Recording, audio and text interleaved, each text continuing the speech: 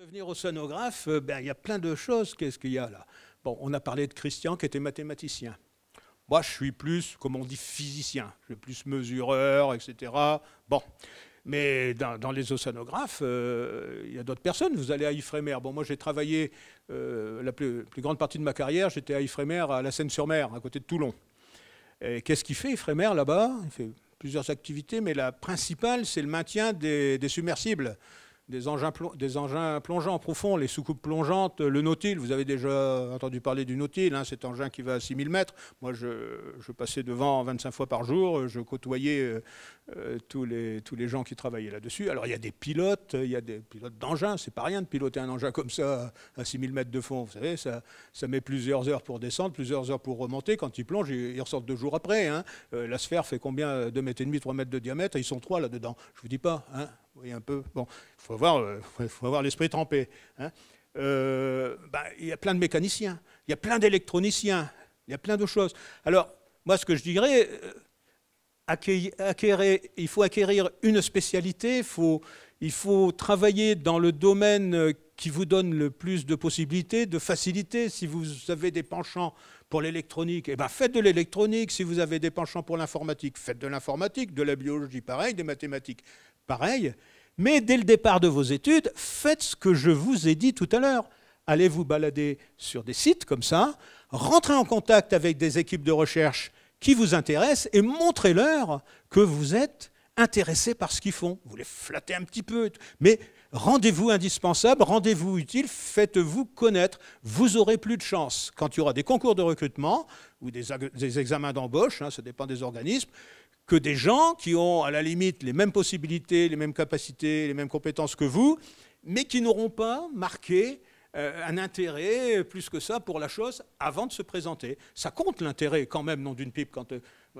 Moi j'ai participé à des jurys d'embauche quand il y a des jeunes qui se présentent, qu'on a vu travailler ici et là, qui ont travaillé avec un tel, et qui marquent beaucoup d'intérêt à ce qu'on fait.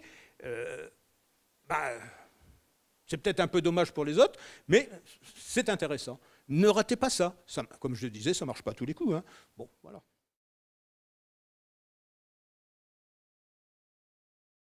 Bien, les satellites qui se baladent, les mesures qu'on fait, eh bien, elles contribuent à quoi, comme je l'ai abordé d'une manière extrêmement rapide, à voir, par exemple, des variations de température. Bon, je n'ai pas parlé de ça. Vous avez vu que les manchots, quand ils vont se balader au niveau des fronts polaires, ils nous font appréhender des fluctuations de ce front polaire. Elles sont liées à quoi? Elles sont en relation avec quoi, ces fluctuations de front polaire? Elles sont en relation avec des variabilités dans le courant circumpolaire antarctique. On sait que ce courant circumpolaire antarctique ne reste pas localisé comme ça autour de l'Antarctique. Il a des branches. Il y en a une qui remonte, et des branches qui sont bien connues, il y en a une qui remonte le long des côtes ouest africaines, c'est le courant du Benguela. Pardon. Et il y a une branche qui remonte le long des côtes du Chili. C'est le courant de Humboldt. Et celui-là, vous en avez entendu parler à l'occasion d'un phénomène qu'on appelle El Niño. El Niño, bon, ce n'est pas vraiment ce courant-là qui est important, mais El Niño, c'est une histoire de variation anormale des températures au niveau de la zone tropicale du Pacifique Ouest. Hein, quand c'est trop chaud, il y a une inversion des conditions climatiques. Bon, El Niño, vous allez sur les Argonautes. On a un collègue qui s'appelle Bruno Voiturier, il a pris sa retraite, mais c'est un grand spécialiste d'El Niño. Il écrit des choses remarquables là-dessus. Mais El Niño, il est en relation avec la variabilité de ce courant de Humboldt. Alors, moi, je ne sais pas bien si c'est la variabilité du courant qui provoque un petit peu El Niño, si c'est El Niño qui provoque, hein, des fois, en fait, c'est des systèmes qui sont couplés, atmosphère, océan, qui fait quoi là-dedans?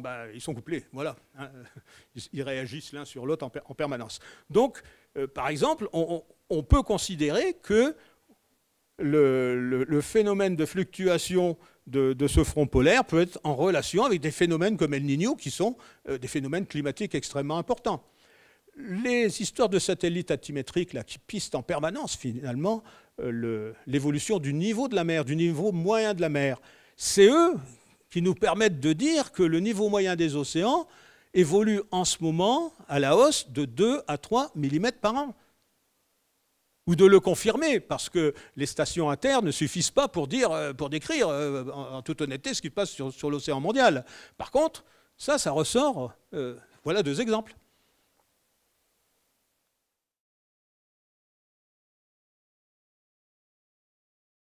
Je vous ai parlé de formation d'eau profonde à propos des eaux centrales de l'Atlantique qui dérivaient vers le sud, vers le continent antarctique, et qui ressortait là pour former l'eau antarctique de surface qu'on appelle, et qui va se colleter avec les eaux tropicales pour faire ses fronts. Hein, je vous ai montré une coupe que j'avais faite, où on voyait aussi un petit pingouin là, qui avait exploré la région. Je ne sais pas si vous avez remarqué, mais il y a des isothermes là-dessus. Et les isothermes, elles sont verticales. Les isothermes verticales, c'est assez rare dans l'océan, comme dans l'atmosphère. Elles sont en général horizontales ou un petit peu inclinées. Quand elles sont verticales, ça veut dire qu'il y a des courants horizontaux qui sont plutôt faramineux. Donc ça vous fait des tourbillons épouvantables. Bon, ces études ont été faites par exemple avec des scipiquants. Les scipiquants, c'est des sondes qu'on lance qui sont reliées au bateau avec un fil extrêmement fin, comme un cheveu. C'est une thermistance qu'il y a dans la sonde et le fil, ça permet de rentrer dans un produit de Stone. Donc on laisse filer le fil comme ça, et donc la sonde descend. Quand elle arrive au bout de sa bobine, ça se casse, mais on a eu l'enregistrement de température. Quand on commence à lancer, ça permet de... c'est des sondes, par exemple, que les marins militaires utilisent beaucoup pour déterminer les champs sonores. Ça. Et donc ça permet de faire des mesures quand le navire est en route. Donc le navire a un avirosonographe, ça fait 13-14 nœuds, on balance les 6 piquants derrière, ça se passe très bien, on arrive à faire des sondages jusqu'à 700 mètres. Quand on arrive dans des zones comme ça, si on laisse le navire naviguer de cette façon-là, eh bien les courants sont tellement tourbillonnaires qu'elles font faire des nœuds au fil qui frottent, et au bout de 100 mètres, 200 mètres, pof, il y a un court-circuit, et on perd les mesures. Donc c'est extrêmement important. Alors, en ce qui concerne les formations d'eau profonde, eh bien, vous avez vu donc pour l'eau intermédiaire, là, que pour l'eau centrale, qu'elle se formait en réalité en surface, parce que c'est là que l'eau va acquérir ses caractéristiques en température, en salinité, avec le refroidissement, avec l'évaporation, avec les précipitations. Mais une fois que cette eau, pour une raison ou pour une autre, surtout pour des raisons de densité, aura quitté la surface et évoluera donc dans le sein de la masse fluide, eh bien, toutes les transformations qu'elle va subir ne pourront être que par le mélange, au-dessus ou en dessous. Il n'y aura pas de transport de chaleur comme ça, par irradiation, n'importe quoi. Donc, toutes les eaux qu'il y a sous l'océan, en profondeur, se sont un jour ou l'autre formées à la surface. Donc, nous, on a beaucoup travaillé en Méditerranée parce qu'on a beaucoup considéré que la Méditerranée, c'était relativement petit et ça se comportait un peu comme un modèle réduit d'océan. Ça voulait dire qu'on pouvait étudier certains phénomènes qui dirigent tout ce qui se passe dans l'océan mondial, mais localement. Et un des phénomènes qu'on a pu étudier en détail et qui est assez bluffant, c'est un phénomène d'eau profonde. En Méditerranée, vous avez d'eau de fond d'ailleurs, formation d'eau de fond. Vous avez des eaux qui sont au fond, carrément au contact du sédiment, qui sont à 13 degrés à peu près. Et ces eaux, elles se forment un jour en surface. Et en Méditerranée, donc vous avez des courants qui longent les côtes sud du côté du golfe de Gênes, mais surtout côte sud de la France, du côté du golfe du Lion, qui ont des courants qui sont relativement, je dirais pas faibles, mais en fin de course, si vous voulez. Vous avez un courant assez important, puis bon, qui se dilue, qui se disperse. Vous avez en hiver un phénomène très important, c'est que chez nous, au débouché de la vallée du Rhône, il y a du vent qui est extrêmement fort, qui s'appelle le Mistral. Vous avez probablement entendu parler. C'est un vent violent. Et c'est un vent sec, c'est un vent froid en hiver. Alors quand ce vent souffle sur des eaux qui ne se renouvellent pas beaucoup, qui ne sont pas animées par des courants forts, qu'est-ce qu'il provoque? Il provoque de l'évaporation. Donc la salinité augmente, la quantité de sel augmente. Il provoque du refroidissement. Augmentation de la salinité plus refroidissement, ça veut dire augmentation de la densité. En plus, il est extrêmement fort. Vous avez vu la mer qu'on rencontre en Antarctique. Des fois, dans le golfe du Lion, en février, c'est un peu ce qu'on a. C'est assez impressionnant. Donc, vous avez une agitation extrêmement forte qui fait un mélange. Et on observe en certains endroits du golfe du Lion pendant quelques semaines, entre le début février et le début mars, un mélange, une homogénéisation des eaux depuis la surface jusqu'au fond. Et je vous promets qu'on balance une bâtissonde là-dedans, on la fait descendre, l'enregistrement de température, il est comme ça.